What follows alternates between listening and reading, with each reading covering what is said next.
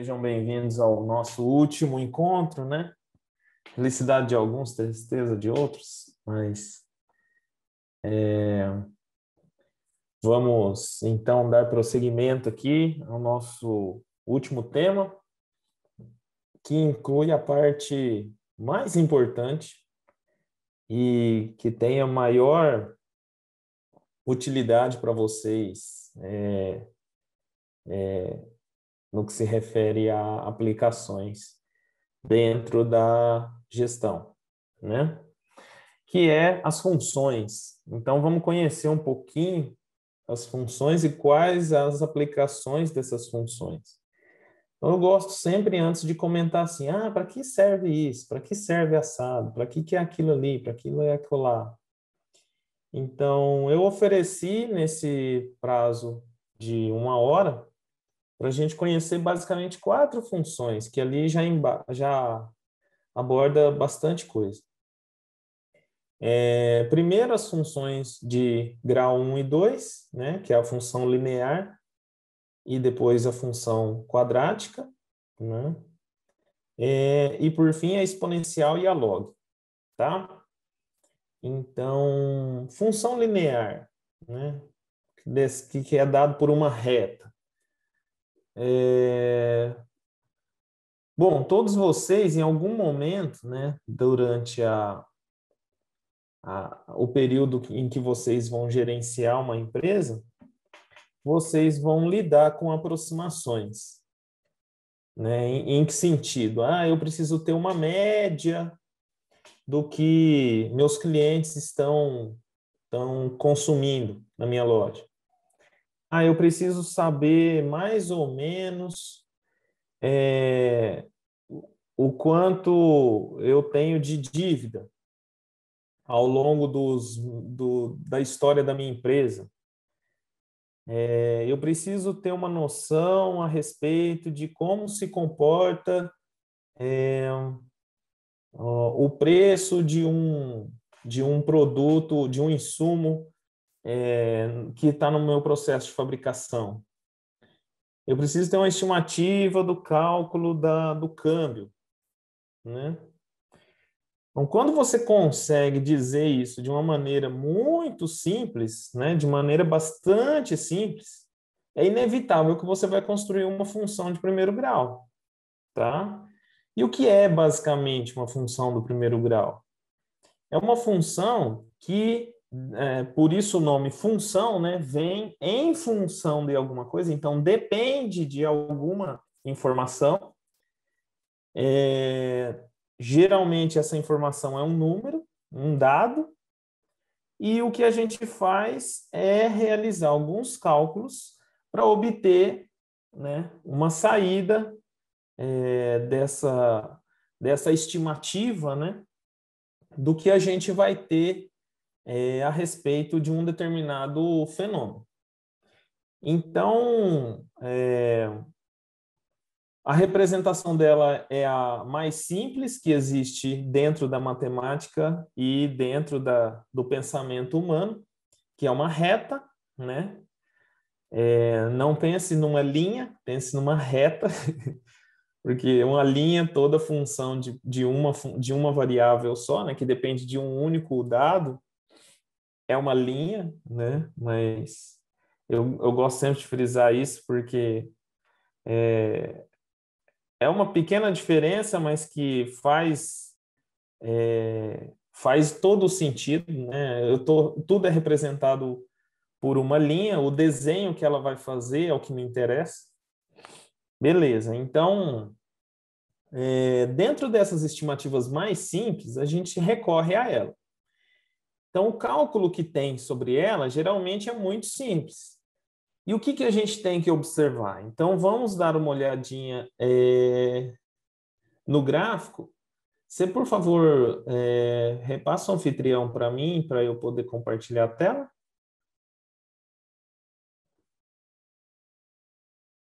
Beleza.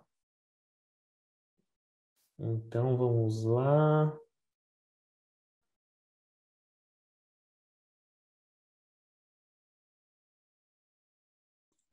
Ah, só um segundinho aqui que eu preciso liberar. Estou com um computador novo. Um segundinho. Pronto. Eu vou ter que sair, eu só vou piscar e já volto, tá? Porque eu tenho que... Espera aí. Eu preciso te passar um anfitrião antes de fechar aqui. Deixa eu passar. Deixa eu... Cadê? Make host. Pronto. Aí, agora eu vou sair e já volto. Ok, professor.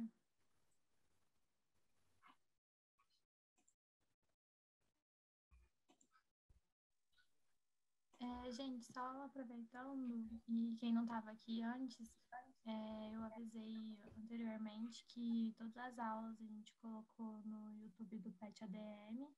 Então, se você perdeu alguma ou quer rever alguma, é só você ir lá no YouTube, tá bom? Só reafirmando. Pronto. Você transfere para mim o host novamente, por favor.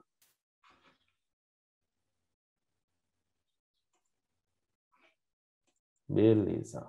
Então, temos aqui. Pronto.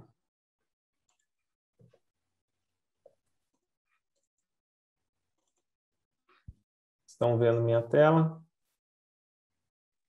Sim, professor.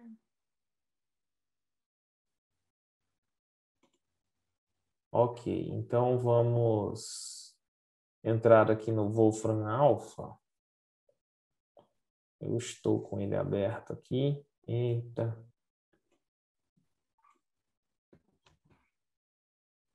Puxar isso daqui para baixo. Pronto. Tá aqui, Wolfram Alpha. Então vamos desenhar uma funçãozinha simples. O comum que a gente costuma ver na forma mais simples de desenhar uma função é f de x, né? Uma função que depende de x, ela tem o mesmo valor, por exemplo, que 7,5x mais 72. Vamos ver se ele vai representar. Perfeito. Então, aqui está o desenho. Deixa eu ver se dá para aumentar aqui. Não, não dá. Mas eu acho que dá para eu fazer assim. Pronto. Então, aqui ele fez o desenho, ó, dá até para navegar aqui. Né? Ele tem um ponto importante aqui que cruza o eixo Y. E esse ponto não necessariamente é uma coisa que às vezes a gente tem dificuldade de entender, mas é super importante para entender um gráfico, que é, por exemplo, quando essa função é negativa, quando essa função é positiva. Quando a gente fala da função, a gente está olhando pura e simplesmente para esse eixo aqui, ó, tá? O eixo vertical. Porque ela depende do que acontece no eixo horizontal, tá?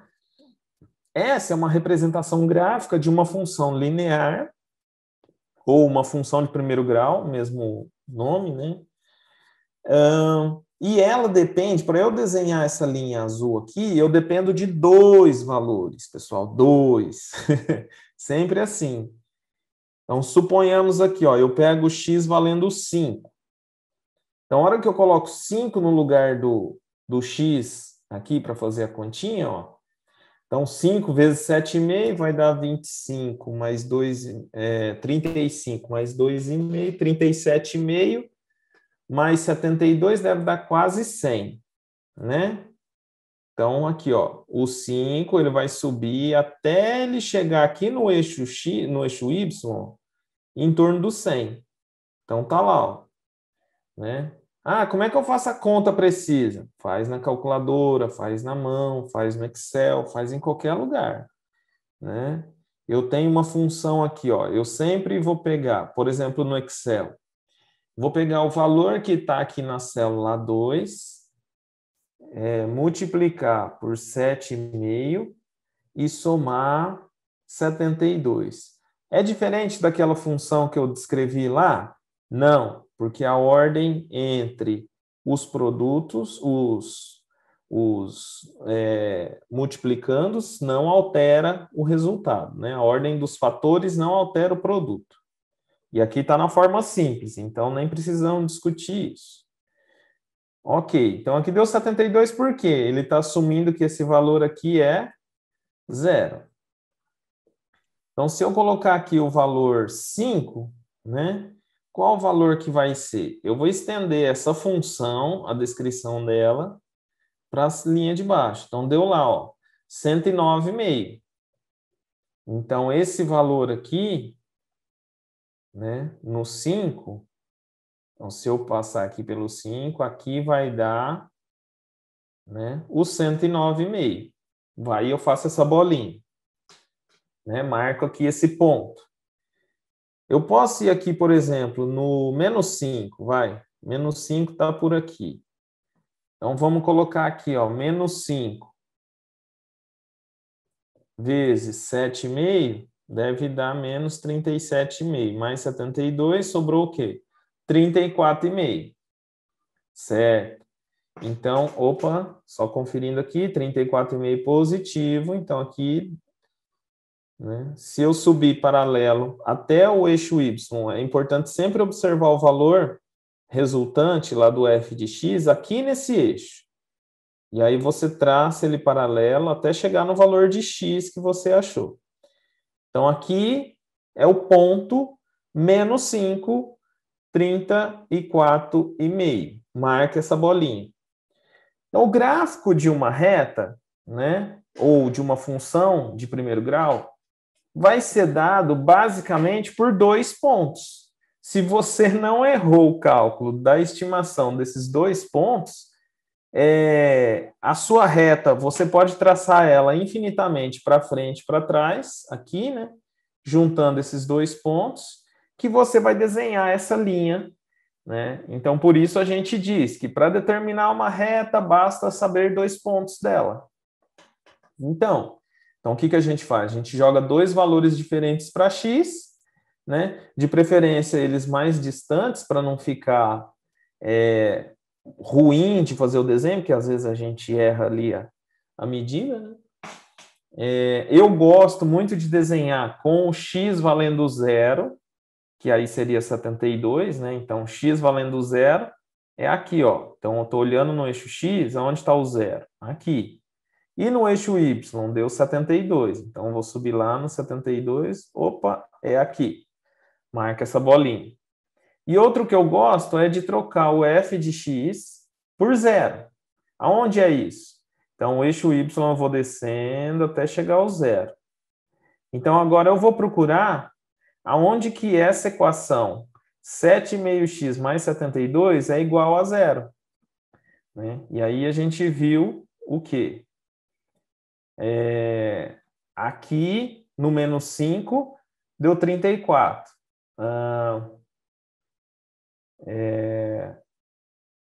Eu estou ainda com o valor acima, né? Posso ir na tentativa e erro, diminuindo esse valor? Sei lá, menos 8. Quanto que vai dar o valor? Né? Deu 12, abaixou. Então, vamos diminuir mais. 10. Deu menos 3, passou. Vamos tentar então 9. 4,5. Então, está entre menos 9 e menos 10. Isso é tentativa e erro. Ou eu posso resolver a equação. 7,5x mais 72 igual a 0. Né? Ou seja, 7,5x igual a menos 72. Ops, esqueci de um x aqui. Ou o x é igual a menos 72 dividido por 7,5. Então, fazendo a continha aqui, dividido por... Ops, negativo. Dividido por 7,5, eu tenho 9,6. Logo, esse ponto aqui, ó, é como se o x valesse 9,6, tá? essa é a demarcação. Osso menos 10 é esse pontinho aqui, tá? Tá um pouquinho para frente. 9,6 está aqui. Para o x, né? Porque eu descobri o valor de x quando o y vale 0. Então, marquei a bolinha 0,72 aqui e a bolinha menos 9,6 e 0. Então, toda bolinha, todo ponto, ele é determinado por dois valores, um de cada eixo. Beleza, determinei essa reta, tracei, aí eu começo a analisar qual é o resultado disso. Suponhamos que isso daqui descrevesse a minha função, sei lá, lucro, né? Minha função lucro, né? Medir lucro dependendo aqui da quantidade de produtos que eu vendo, né? Então, o que ele está querendo dizer é que eu saio na largada com um lucro de R$72. Então, só para tornar o negócio um pouco mais real, eu vou colocar aqui, ó, custo do produto de 72. Né? E como se eu ganhasse aqui, ó, 7,5 por produto. Só para a gente visualizar um pouco mais. Né? Então, aqui, ó, ele está mostrando para mim, né, o desenho da linha, que eu vou começar a ganhar, ou seja, a função começa a ficar positiva, isso daqui deve ser 9,6, né? A partir da venda de 10 produtos. É uma aproximação. Vamos lembrar disso. Né? Então, eu não negocio 9,6 produtos. Né? Ou vai 9 ou vai 10. Então, eu vendendo até 9 unidades, eu estou no prejuízo. Quando eu começo a vender de 10 para frente, aí eu já começo a ter lucro. Né? Justamente que isso vai pagar os custos referentes à venda desse produto. Né? E por aí vai, outras aplicações mais. Né? Agora eu queria falar para vocês. Tudo bem até aí, pessoal? Alguma dúvida? Alguém quer comentar sobre isso? Quer tirar alguma dúvida?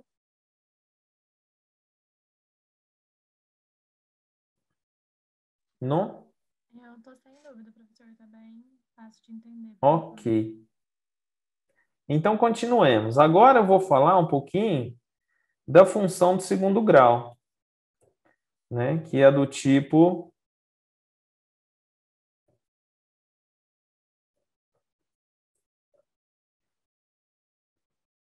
Eu não sei se ele vai conseguir representar, que eu não dei o espaço aqui. Ah, representou. Isso, mas deixa eu colocar aqui. Ela subiu, perfeito. Eu vou diminuir aqui.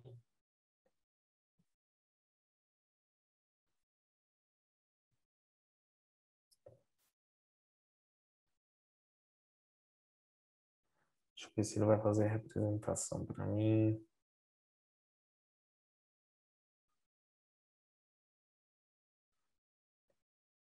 Hum, hum.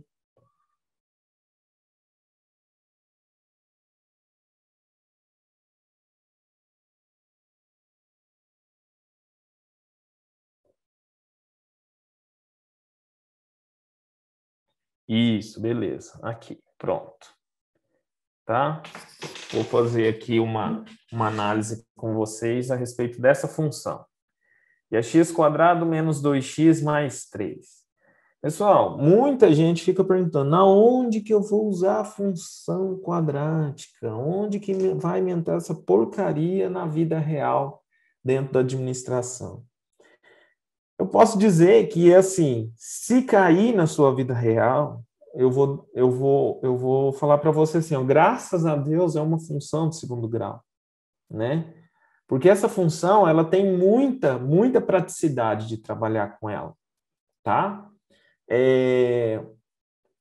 Por exemplo, esse desenho é muito utilizado, assim, vastamente utilizado para representar uma função custo, né? Que, por exemplo, aqui eu queria que fosse um pouquinho mais para frente, mas essa função, obviamente, se a gente falar de função custo, não interessa a gente olhar para o lado esquerdo aqui, para o lado negativo, tá? Do eixo X. Só interessa daqui para frente. Mas aqui está dizendo o seguinte, se é uma função que vai me dizer o quanto eu tenho de custo, que ele está me querendo dizer o seguinte, ó, à medida que eu vou produzindo mais, eu vou diminuindo o meu custo. Talvez, suponhamos, por unidade, né? Custo por unidade. Só que aí, em um determinado momento, ela começa a subir muito. Justamente por quê? Porque tem outros efeitos, como, por exemplo, custo legal, impostos, risco de inadimplência. Então, tudo isso, né? Custo de produção, tem que comprar uma máquina nova, tem que contratar mais gente. Então, pode ser que aumente, né? Então, o que se costuma fazer nesse tipo de caso é estudar qual é essa situação aqui. Ou seja, quantos produtos eu vou ter o menor custo possível por unidade.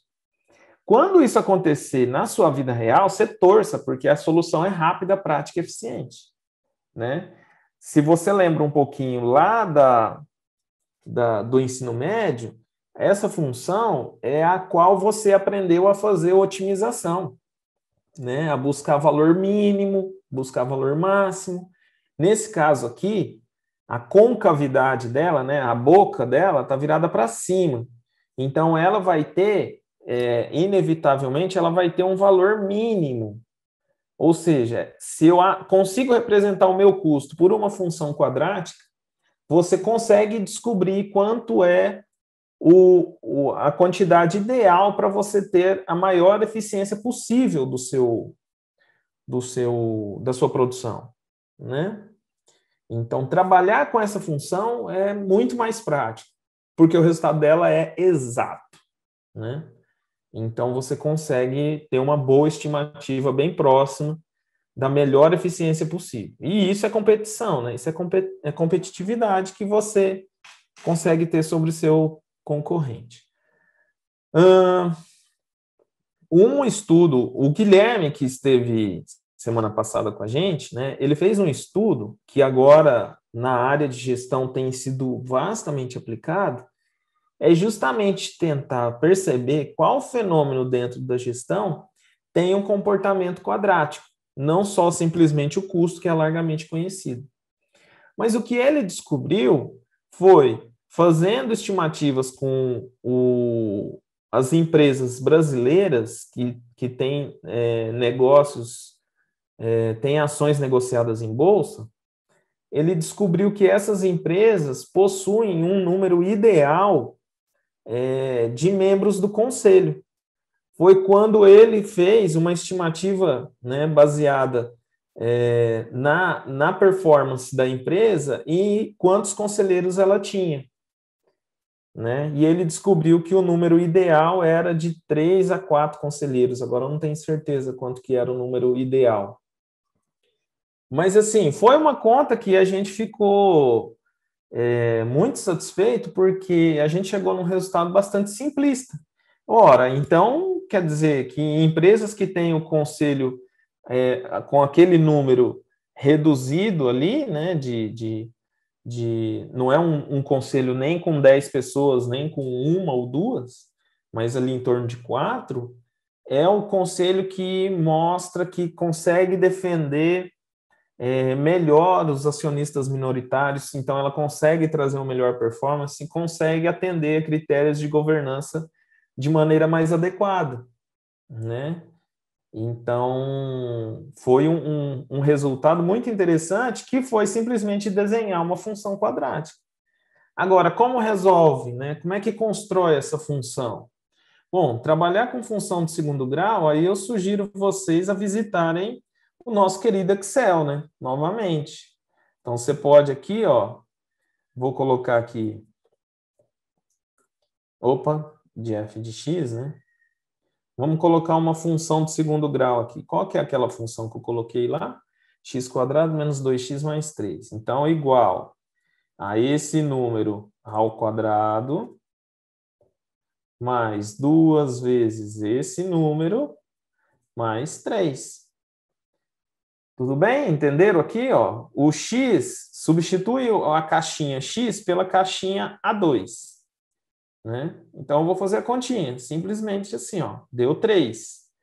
Isso eu vou estender, porque aí a caixinha dele vai ser sempre esses valores que estão lá na frente, ó. Se você olhar aqui, ó, A3, A3. Substituiu a caixinha A2 por A3. Então, ele está pegando o número que está lá na célula A3. Ele fez a continha.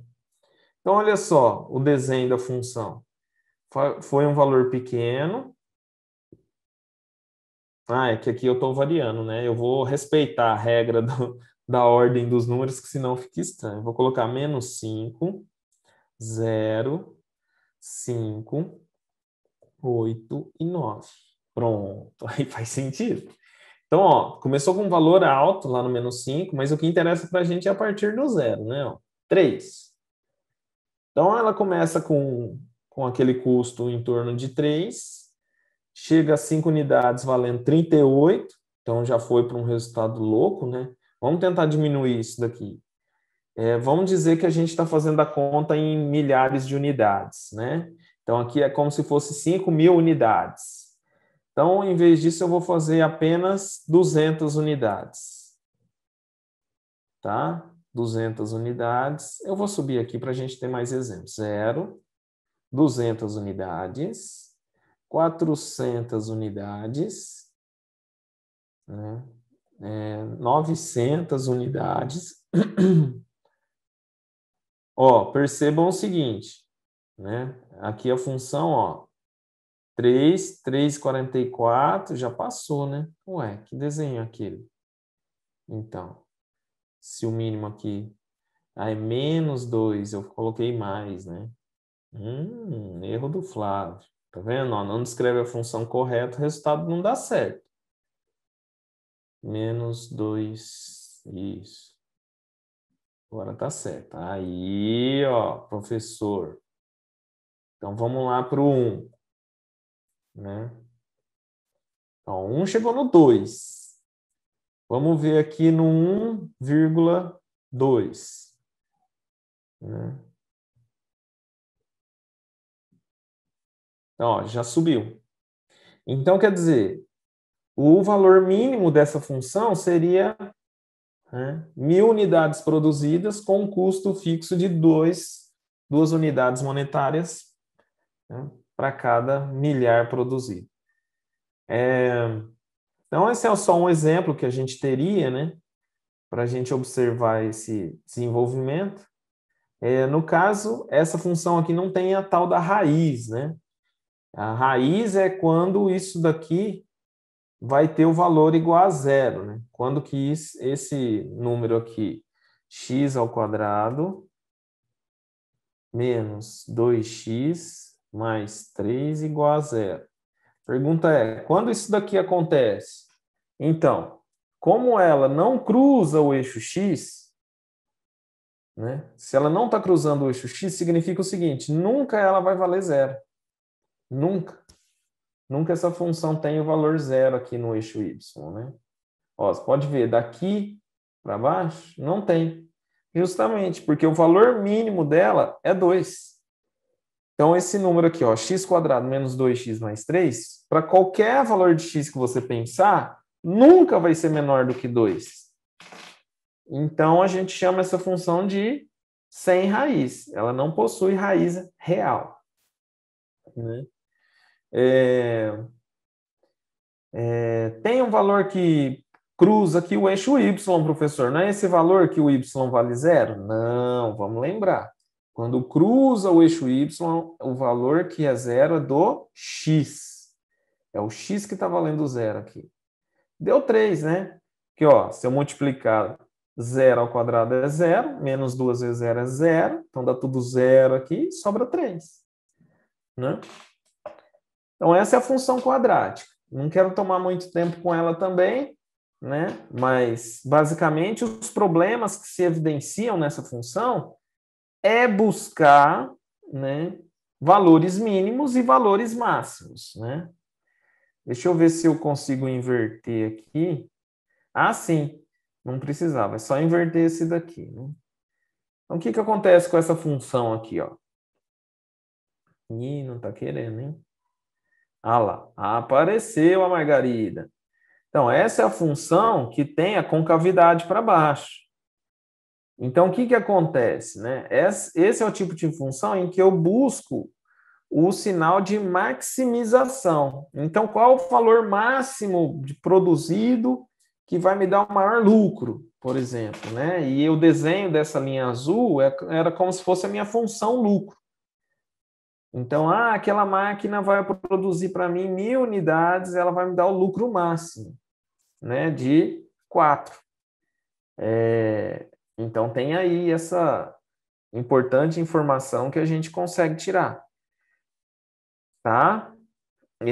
Vai ser muito útil para isso. Então, não deixem de aprender a tratar isso daí, porque ela é muito útil para vocês. Em algum momento, vocês vão tropeçar nela, e aí vocês vão sentir falta de não ter aproveitado esse momento, tá? A derivada dela, né, que é a medida de taxa de variação, que é alguma coisa que lá no cálculo, na matemática 1 ou na matemática 2, vocês devem passar, vai medir a taxa de variação nessa função, né?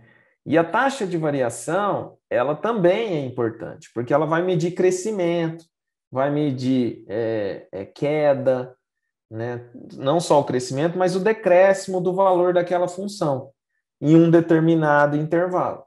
Então, isso também vai ser muito útil, porque quando eu conseguir descrever um fenômeno por uma função desse tipo e conseguir medir, né, a taxa de variação dele em um determinado momento, eu não vou precisar gastar muita energia. Porque a derivada disso daqui, né, derivada de menos x quadrado é quanto? Menos 2x. E a derivada de 2x é 2. Derivada de 3 é uma constante, então a derivada de toda constante é zero. Então, olha só que continha simples. Então, com um simples valor, eu consigo determinar a taxa de variação. Ou seja, o quanto eu vou ganhar a mais ou a menos, né, para cada unidade que aumentar do meu produto.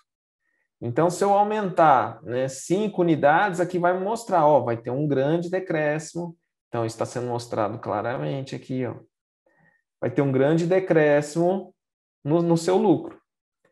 Então, essas interpretações, essas minúcias, vocês precisam dominar o conceito de função muito bem para poder chegar lá, né? E aí, esse é o papel da matemática 1 e da matemática 2.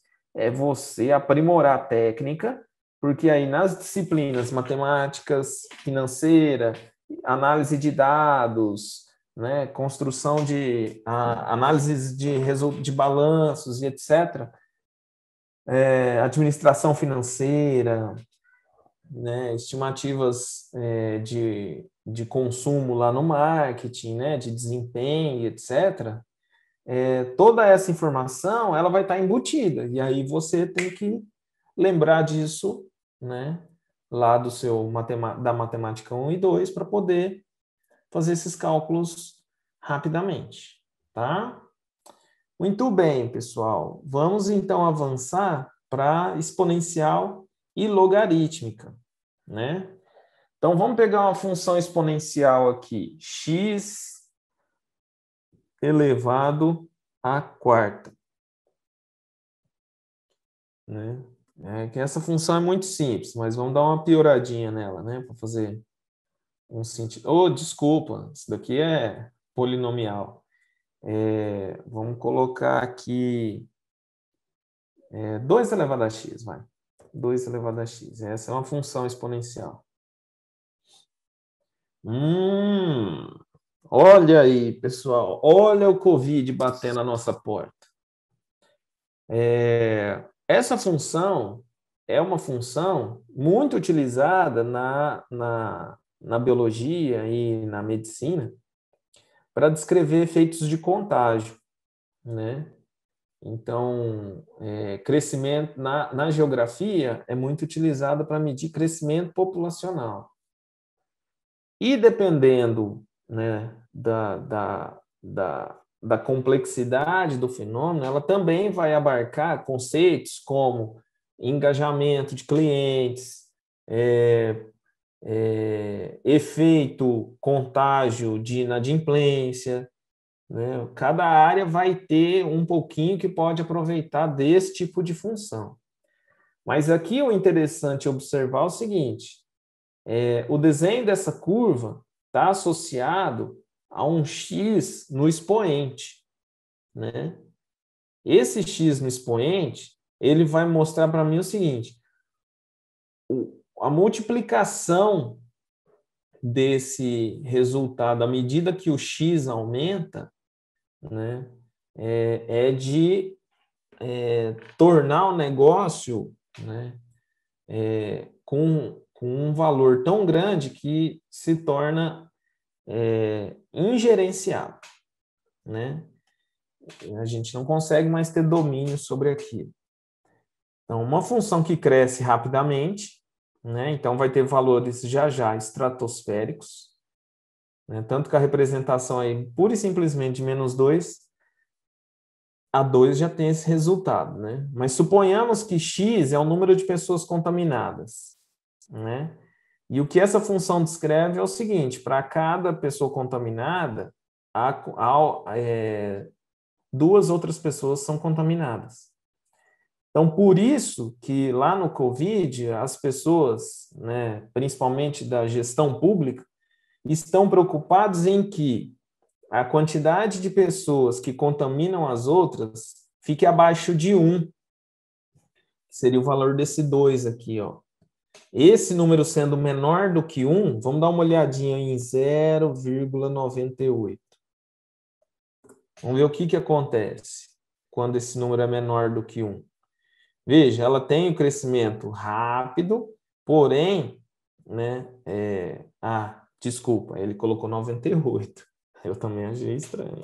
Tudo bem. Não é para ter crescimento. Isso, muito bem.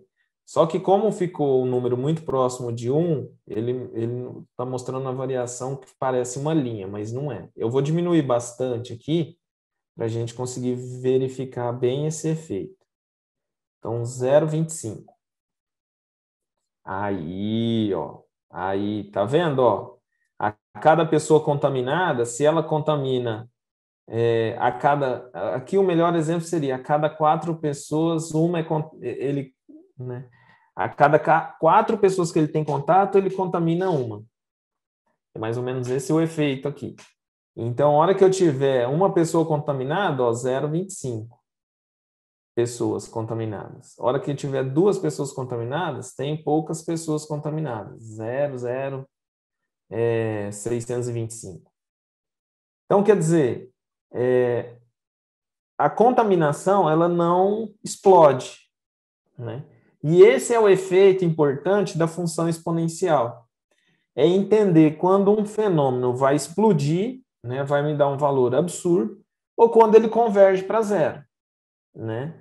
E assim, convergir para zero, né, ou seja, aniquilar, acabar com ele, muitas vezes é o objetivo de algum dano, né, de algum tipo de fraude, de algum efeito indesejado no processo de produção, perdas, né, desperdício.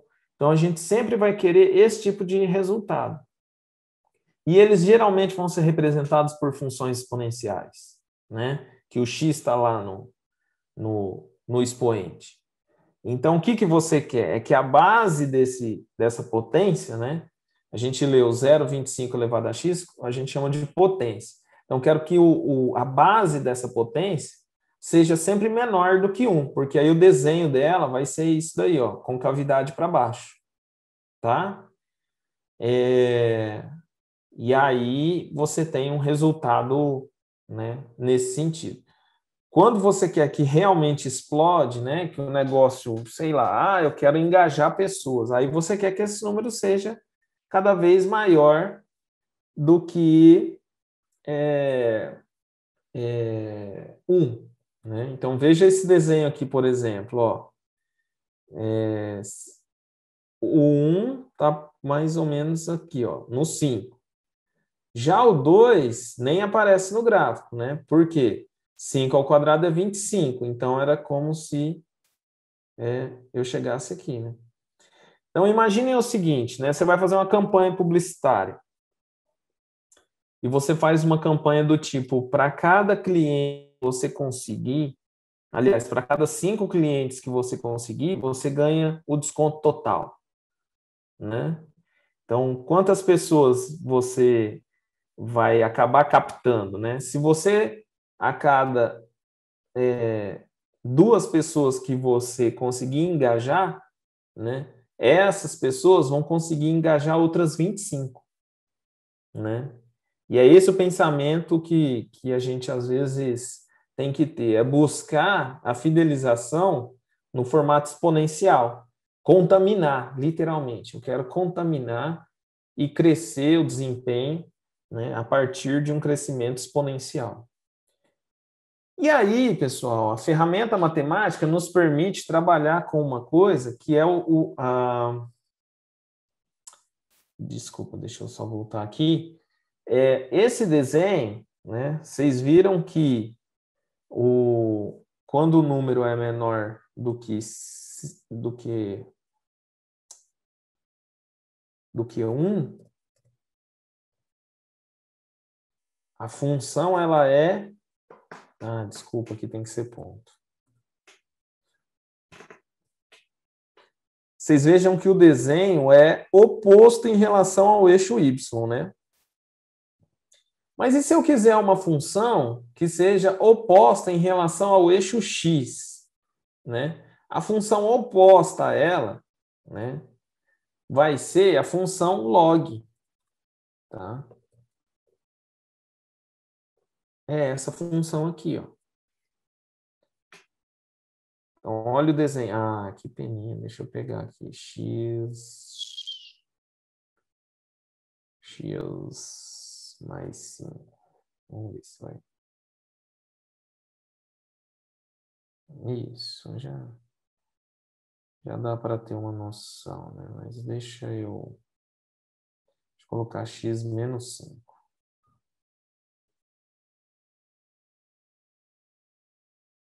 Não. X menos x mais 1.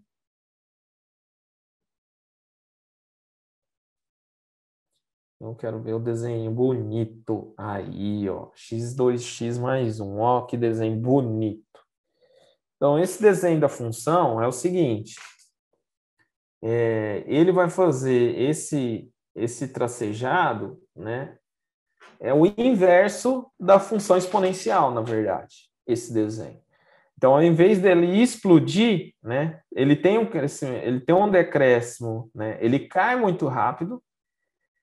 Só que há um momento em que ele começa a crescer, né? Ele cresce devagar, né? E aí essa função ela tem o papel de procurar convergência num determinado valor. Então, assim, qual é o limite que eu posso chegar produzindo um monte de material, né? Qual vai ser o limite de custo que eu vou chegar? Eu quero, né, extravasar essa máquina, eu quero ela trabalhando o máximo possível. Qual é o limite que ela vai conseguir produzir para mim? Então, as máquinas cansam, né? Então, geralmente, a produção por máquina também pode ser representada por uma função log. Então, essa função vai trazer esse tipo de informação, né? De encontrar por convergência. Eu vou pegar o x e vou tacar lá para o infinito, eu quero explodir o valor de x, só que eu quero saber, ele vai convergir para que valor? Né? Que valor que vai ser o máximo que eu posso atingir daquela função, tá? Além disso, o log tem uma outra utilidade, né? E essa utilidade é muito mais vista na química do que em outras disciplinas, que é diminuir o valor de um número, né? Aí ele não é utilizado como função, mas sim como ferramenta. Então, a hora que você pega o valor de log de 10, né? O valor de log de 10, se ele estiver utilizando base 10, vai ser 1. Não, aqui ele está usando base Euler. Deixa eu só ver aqui a base 10. Tá. Talvez esse daqui dê certo. Log 10, base 10. Isso. Então, na base 10, ele quer saber o seguinte, esse número aqui, qual é o expoente dele para dar esse valor, né? Então, é 1. Agora, vamos pegar esse cara aqui, ó. Qual que é o expoente, né? Esse número aqui é 10 elevado a quanto? É essa a pergunta. Então, a hora que eu 100 é 10 ao quadrado. Então, é 2 o resultado dessa continha. Vejam que um número que você antes representava por 100, agora você representa por 2. Tá? Vamos ver aqui, ó. 1 milhão. 1 milhão? Isso. 1 milhão. Que número que vai ser log de 1 milhão? 6. Veja, é muito mais compactada a representação. Então, o log, como ferramenta, é muito utilizado para fazer isso, para diminuir o valor de um número. E isso facilita muito alguns cálculos. Além disso, né, a gente tem que pensar o seguinte, quando você vai multiplicar números muito chatos, né, sei lá, né, 1 milhão vezes... Não, peraí, deixa eu lembrar. A gente vai calcular a taxa de juros, tá? Taxa de juros, por exemplo, num mês rendeu 2% e no outro mês rendeu 3%. Só que no regime de juro composto, esse cálculo tem juros sobre juros. Então, qual seria a taxa composta, né? A junção dos dois. Então, o que o pessoal costuma fazer é justamente utilizar o log para facilitar essa conta.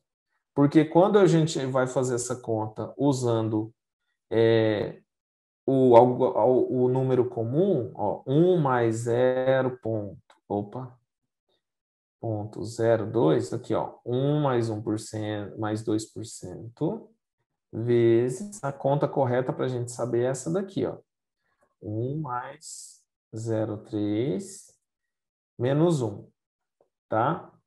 Olha lá, ele já me deu o resultado. Então, isso vai dar 5,06%. Mas se eu aplicar log, agora deixa eu lembrar, faz tempo que eu não faço essa conta com log. Log, eu acho que é log de 1,02 mais log de 1,03. Opa, aqui tem que ter ponto.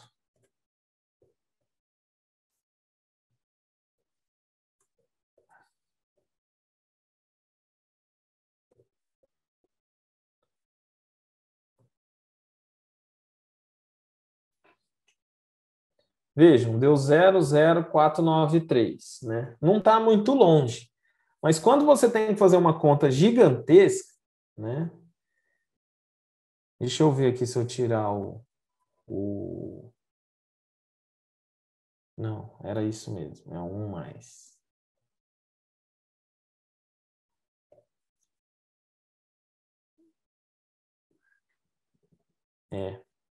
Agora eu esqueci, mas tem uma... a gente na capitalização contínua, né? Que é uma aproximação, que na verdade é a conta analítica, é a conta mais precisa para o juro composto, né? Grosseiramente falando, me perdoem os mais entendidos aí da capitalização contínua.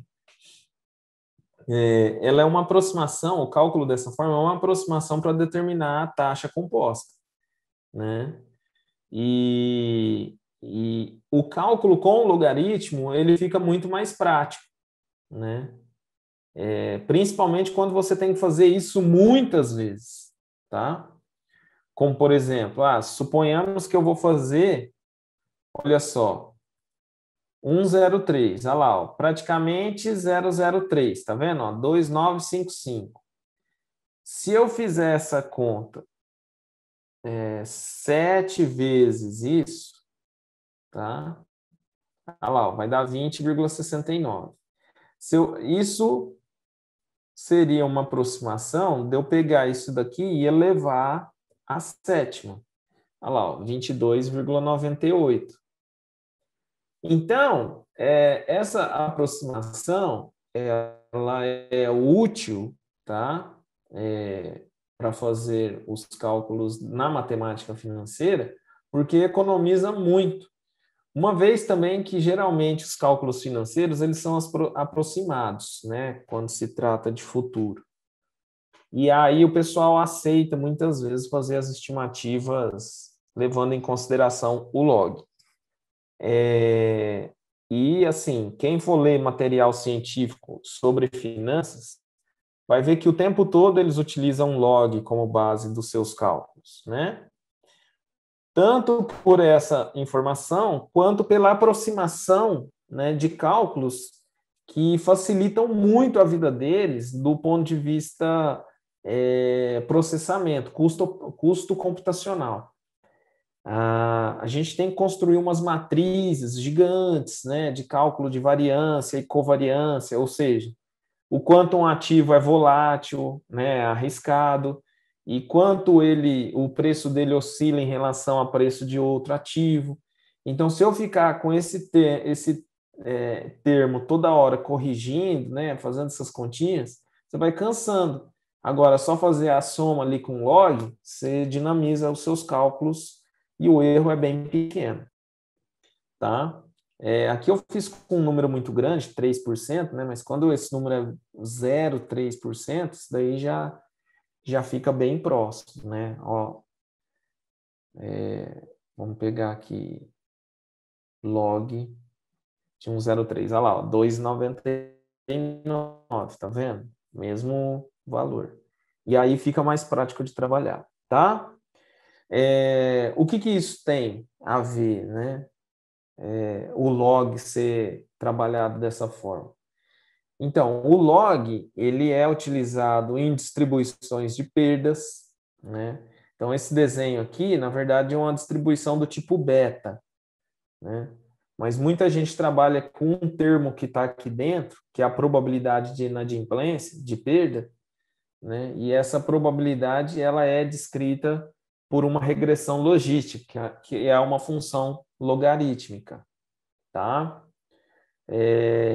E isso daqui é um modelo teórico vastamente utilizado tanto pelos bancos como por grandes empresas para estimar suas perdas e fazer o controle de risco com o crédito que elas fornecem, tá? Eu tinha visto aqui outras. Bom, a parte de ciência de dados aqui tem muita coisa, né, que utiliza de estatística, então vocês vão ter muita coisa em estatística, vocês vão trabalhar, né? A própria distribuição normal, ela tem um desenho, né, que representa esse termo normal, vem até assim de representar o que mais acontece, o que é mais comum. Então, geralmente vão se representar fenômenos com grandes populações que a média é o valor mais representativo daquele grupo, né? E isso para o humano acontece em um monte de fenômenos. Aqui um que se aproxima de uma distribuição beta, que tem a ver um pouquinho com a função exponencial. Aqui é uma função quadrática ainda, a representação. Aqui a distribuição normal, é bonitona, né? Ela tem esse desenho, mas ela não é muito bonita, não. Porém, ela é uma função exponencial. Aí vocês devem pensar, nossa, que loucura, ela vai e volta, né? Sim, e é por isso que ela é estimada dessa forma, né? O x é o meu elemento aqui, né? O valor em que a função depende. Esse mi, esse sigma, esse pi são números fixos, né? Que representam média. O pi é o próprio pi, né? 3,14, e o sigma é o desvio padrão dessa distribuição, né? E essa função, ela é super importante porque ela já determina, ela é molde, né? Ela é modelo para um monte de acontecimentos da vida real. E aí ela é a melhor aproximação que tem, e a estatística tem muita ferramenta disponível para vocês trabalharem com isso, e aí vocês, tendo todo esse arcabouço matemático por trás, vai facilitar muito o entendimento do que acontece quando a gente faz esse tipo de aproximação. O que a gente precisa respeitar para utilizar, né?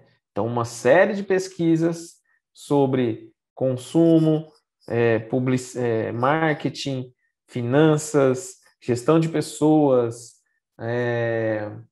estratégia, todas as áreas de administração costumam ter estudos que envolvem, em algum momento, a distribuição normal como modelo para descrever o fenômeno, tá?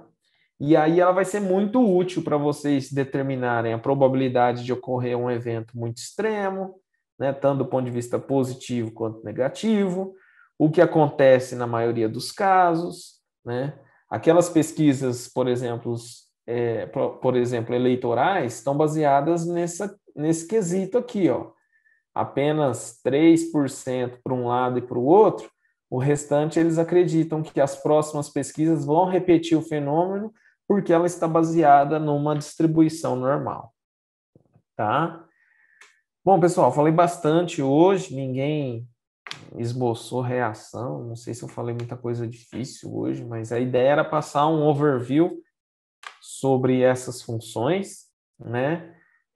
Quem quiser usar o Excel para fazer essas continhas, ele também faz. Ele tem tanto o log, né, no formato 10, quanto no formato com o número de Euler, né? Então, aqui, ó, log de 100, o resultado vai ser 2. Agora, se eu pegar o log, simplesmente... aqui eu defino a base, né? Então, ele deve ter o ln. Isso, tem um ln, que é o número de Euler. Então, 2,76. Que é aproximadamente o valor dele, né? Olha lá, deu quase 1. Tá? Tem essas funções também. A exponencial você consegue calcular, né? 2 elevado a x. Então, só que x você tem que colocar um valor, né? Então, vamos referenciar esse carinha aqui. Então, se esse cara valer 3, vai valer 8. Se ele valer 6, 64. Se ele valer 10, 1024. E assim vai, né? Então, aqui é um exemplo de uso dessa função exponencial, tá? É isso, pessoal. Dúvidas? Alguém quer saber algum detalhe a mais? A mais, né? Agora é a mais. Não é conjunção adversativa. Deixa eu parar de compartilhar aqui e saber de vocês. Cadê vocês? Nós estamos em 12 pessoas, certo?